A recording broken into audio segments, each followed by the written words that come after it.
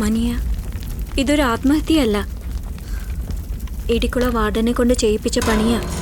ഞാൻ എൻ്റെ 2 കണ്ണുകൊണ്ട് കണ്ടതാ.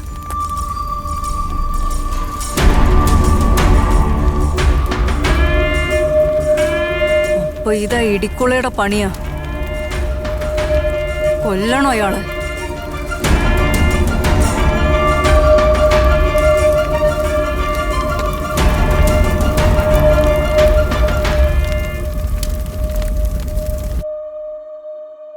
എന്നെ മാത്രമല്ല സാർ, എന്റെ കുടുംബം മുഴുവൻ ആ പട്ടി.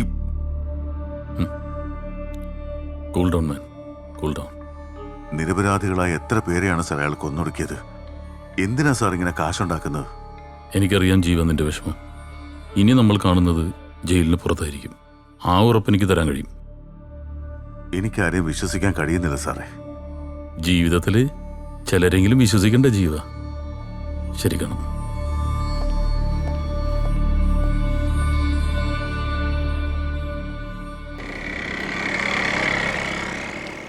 Hello sir. ആ എന്താ ചേർത്തെ? സാർ, ആ പെമ്പിള്ളേര് നമ്മൾ വിചാരിച്ചതുപോലെ നല്ല സാർ. ആ എന്തു പറ്റി? സാർ, ഞാൻ അവരെ കുറിച്ച് ടെക്നോ പാർക്കിൽ അന്വേഷിച്ചു. അവിടെ അവർ വർക്ക് ചെയ്തെന്ന് പറഞ്ഞ കമ്പനിയിലും തിരക്കി. അവർ 4 പേരും അവിടെ വർക്ക് ചെയ്യുന്നില്ല സാർ. യു മീൻ മനിയുടെയും ഫ്രണ്ട്സിന്റെയും ഐഡന്റിറ്റി ഫേക്ക് ആണെന്നാണ് ഉദ്ദേശിക്കുന്നത്? അതെ sir. Are you sure? Absolutely sir.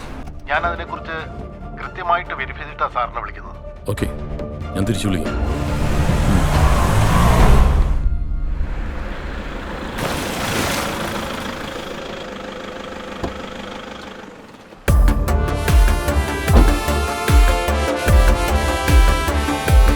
Excuse me, police sir. എനിക്ക് ജനുവരി 10 നൈറ്റിലുള്ള CCTV ഫുട്ടേജ് ഒന്ന് കാണണം. കാണാം സാർ, കാണാം. ഓക്കെ. രാത്രി 8 മണിക്ക് ശേഷമുള്ള ഫുട്ടേജ് ഒന്ന് കാണിച്ചേ. നോക്കാം സാർ. ആ സ്റ്റോപ്പ്. ആ 2 പേരൊന്ന് സൂം ചെയ്ത് കാണിച്ചേ. ശരി സാർ. സൂം ചെയ്. തിയേറ്ററിന്റെ ഉള്ളിലുള്ള ഫുട്ടേജ് ഒന്ന് കാണിച്ചേ. സാർ.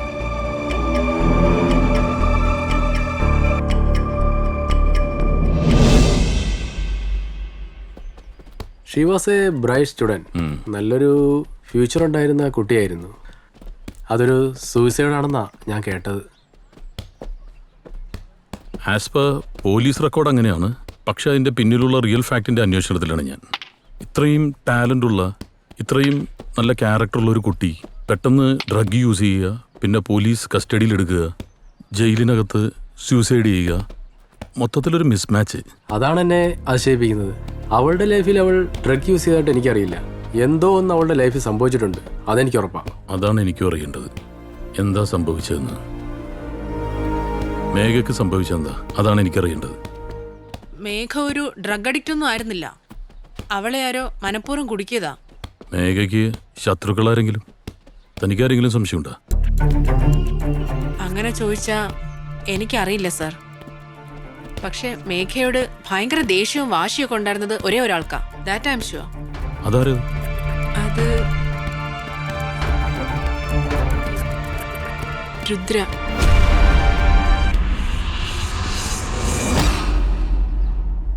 മൂന്നാറിൽ സ്പോർട്സ് അക്കാഡമിയിൽ ഒരു മേഘനെ അറിയില്ലേ? ഇല്ല. ഐ മീൻ അറിയാം. നിങ്ങളൊരു ബാച്ചിലായിരുന്നില്ലേ? അതെ. Then?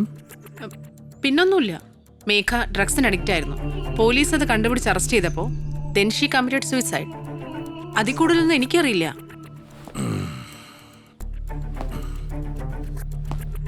നല്ല ട്രാക്ക് റെക്കോർഡുള്ള മേഘ നാഷണൽ ഗെയിംസിന് വെറും ഒരാഴ്ചയുള്ളപ്പോഴാണ് മയക്കുമരുന്ന് കേസിന് അറസ്റ്റിലാവുന്നത്.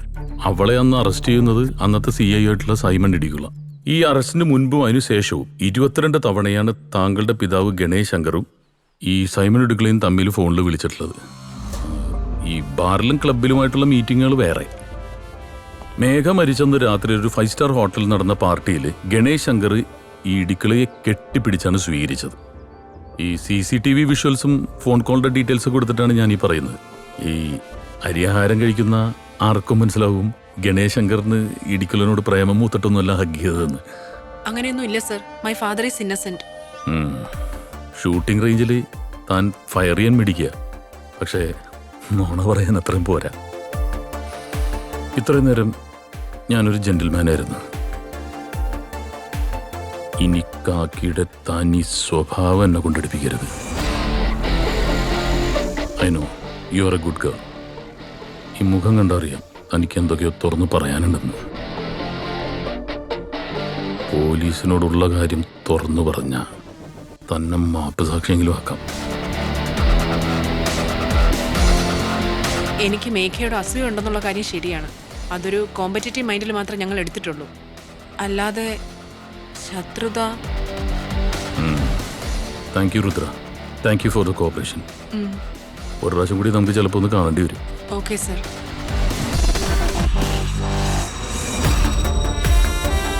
ഇതാരാ? ഞാനും മേഘയും. ഇയാളെ മനസ്സിലായി. ബാക്കി രണ്ടുപേര്? അത് ലയയും ശീതളുവാ. ഞങ്ങൾ മേഘയുടെ ബാച്ചിലെ ഷൂട്ടേഴ്സാ.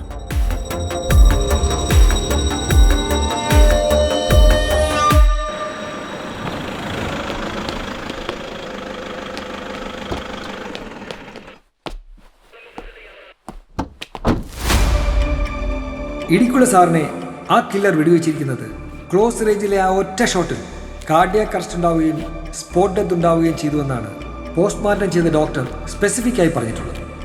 സർ, അപ്പോൾ ഇതൊരു പ്രൊഫഷണൽ കില്ലർ ആണല്ലേ? രാത്രി ഇടിയും മിന്നലും മഴയൊക്കെ പെയ്യുന്ന സമയത്ത് ക്ലോസ് റേഞ്ചിലുള്ള ഒരു ഷോട്ട് എന്നൊക്കെ പറഞ്ഞിട്ടുണ്ടെങ്കിൽ ഒരു പ്രൊഫഷണൽ കില്ലറിന് ഇറ്റ്സ് ഈസി.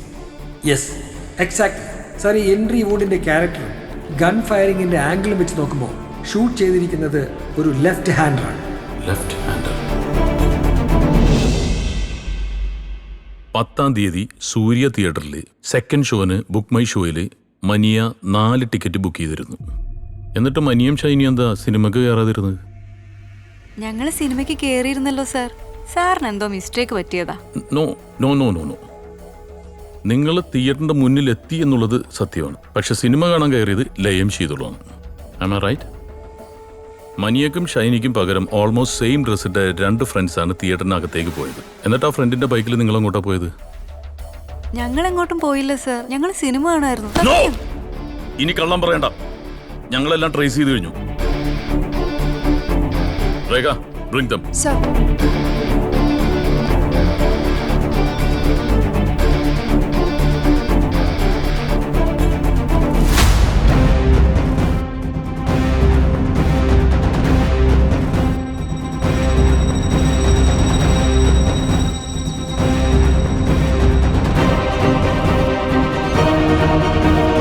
മൂന്നാറിലെ ഷൂട്ടിംഗ് റേഞ്ചിൽ വെച്ചാണ് ഞാനും മേഘയും എല്ലാവരെയും പരിചയപ്പെടുന്നത്.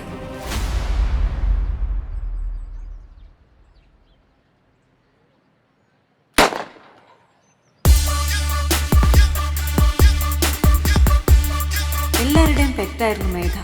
അടിപൊളിയായിരുന്നു ഞങ്ങളുടെ ഫ്രണ്ട്ഷിപ്പ്. ചിരിച്ചും കളിച്ചും വഴക്കിട്ടും പരസ്പരം മനസ്സ് തുറന്നും ഞങ്ങൾ ആ ലൈഫ് നന്നായി എൻജോയ് ചെയ്തു.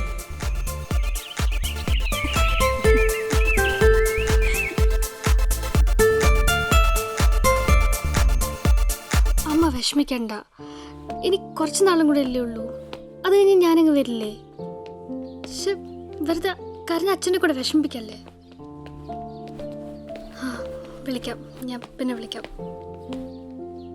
എന്താടാ, വീട്ടിൽ നിന്ന് കോള് വന്നല്ലേ? എനിക്ക് പറ്റുന്നില്ലടാ. അച്ഛനും അമ്മയും ഞാൻ വല്ലാണ്ട് മിസ് ചെയ്യുന്നു.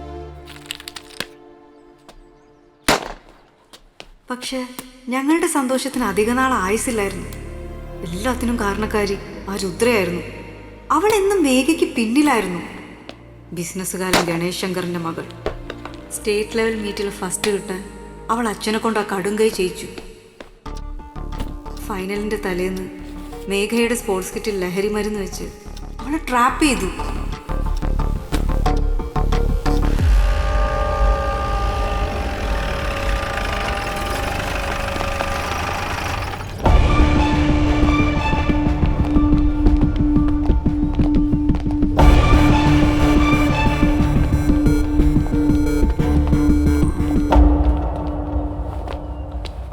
സെർച്ച് ബാഗൊക്കെ.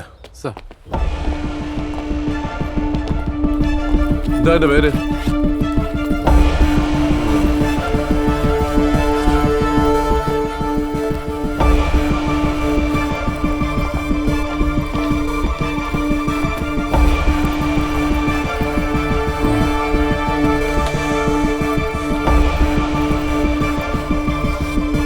എന്താ പേര്?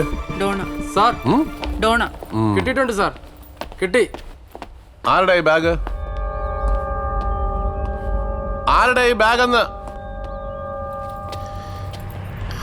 അത് എന്റെ ബാഗാണ് സർ. അമ്പിളി സർ, പിടിച്ചാത്ത എനിക്കറിയില്ല, എനിക്കറിയില്ല, ഞാനൊന്നും ചെയ്തിട്ടില്ല. പ്ലീസ് സർ, ഒന്ന് വിശ്വസിക്കൂ പ്ലീസ്. എനിക്കറിയില്ല. അന്ന് അവിടെ CI സൈമൺ ഇടിക്കുളായിരുന്നു. അയാളായിരുന്നു ഇതിന്റെ എല്ലാം പിന്നിലുള്ള മാസ്റ്റർ ബ്രെയിൻ. മേഘയുടെ കേസ് ഞങ്ങൾ പുട്ടപ്പ് ചെയ്യുമെന്ന് ഇടിക്കുളയ്ക്ക് എങ്ങനെയോ ഇൻഫർമേഷൻ കിട്ടി.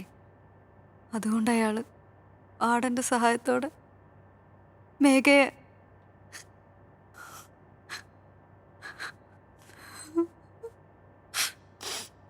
ഡിപ്രഷൻ കാരണം അവൾ ജയിലിനകത്ത് വെച്ച് കൈഞ്ഞേരമ്പ് മുറിച്ച് ആത്മഹത്യ ചെയ്തെന്ന് വാർഡൻ റിപ്പോർട്ട് എഴുതി.